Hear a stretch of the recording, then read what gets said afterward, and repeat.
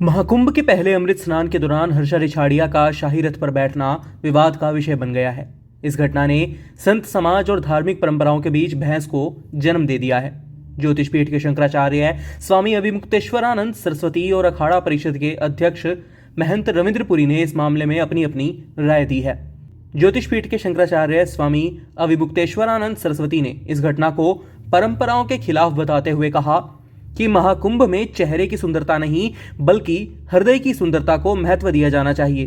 जो व्यक्ति यह भी तय नहीं कर पाया कि उसने संन्यास लेना है या फिर शादी करनी है, उसे संत महात्माओं के शाही रथ पर स्थान देना गलत है।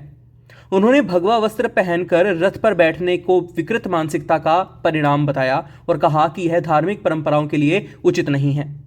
इस विवाद के बीच हर्षा रिछाड़िया ने अपनी सफाई देते हुए कहा कि मैंने कभी दावा नहीं किया कि मैं साध्वी हूं। मीडिया में इसे गलत तरीके से प्रस्तुत किया गया।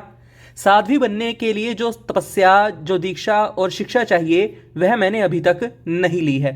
मैं केवल सनातन धर्म के प्रचार प्रसार और युवाओं को धर्म की ओर आकर्षित करने का प्रयास कर रही हूं। उन्होंने यह भी स्पष्ट किया कि वह सन्यासीन नहीं है और सिर्फ अपने धर्म के लिए काम करना चाहती हैं। अखाड़ा परिषद के अध्यक्ष महंत रविंद्रपुरी ने इस मुद्दे पर प्रतिक्रिया देते हुए कहा कि हर्षा रिछाड़िया को गलत तरीके से निशाना बनाया जा रहा है। उन्होंने कहा वह उत्तराखंड से हैं और हमारे अखाड़े के एक महामंडलेश्वर से मंत्र दीक्षा लेने आई थी। उन्होंने राम नामी वस्त्र पहने थे जो हमारे यहाँ परंपरा का हिस्सा हैं। कोई भी व्यक्ति कुछ दिनों के लिए भगवा वस्त्र धारण कर सकता है। उन्होंने यह भी कहा कि हर्षा रिछाड़िया ने स्पष्ट रूप से कहा है कि वह सन्यासी नहीं है और केवल धर्म के प्रति अपनी आस्था व्यक्त कर रही थी। यह विवाद तब शुरू हुआ जब हर्षा रिछाड़िया, जो एक मॉडल और सोशल मीडिया पर सक्रिय इन्फ्लुएंसर हैं, महाकुंभ में शाही रथ पर भगवा वस्त्र पहने बैठी हुई नजर आई। इसे लेकर संत समाज के एक वर्ग ने आपत्ति जताई, जबकि अन्य ने इसे धार्मिक परंपराओं का हिस्सा बताया। यह विवाद धार्मिक परंपराओं और आधुनिकता के बीच की खाई को भी उजागर करता है। एक तरफ जहां सनातन धर्म के कुछ लोग इसे धार्मिक भावनाओं का अपमान बता रहे हैं, वहीं दूसरी ओर युवाओं के धर्म से जुड़ने को सकारात्मक रूप में देखा जा रहा है। इस मामले में समाज के विभिन्न वर्गों की राय भी बटी हुई है। कुछ लोग इसे धार्मिक परंपराओं का उल्लंघन मानते हैं, जबकि अन्य इसे धर्म के प्रति युवाओं की आस्था और उत्साह का उदाहरण मानते हैं।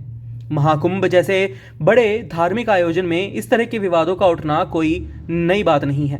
हालांकि इस घटना ने यह सवाल खड़ा किया है कि धार्मिक परंपराओं में आधुनिक दृष्टिकोण को किस हद तक स्वीकार किया जाना चाहिए।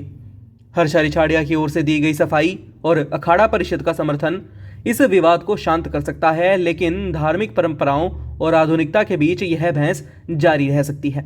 वहीं इस पर आप क्या सोचते हैं? अपने विचार हमें कमेंट बॉक्स में ज़रूर बताइएगा। फिलहाल के लिए इतना ही। एक बार फिर से लौटेंगे एक नई अपडेट के साथ।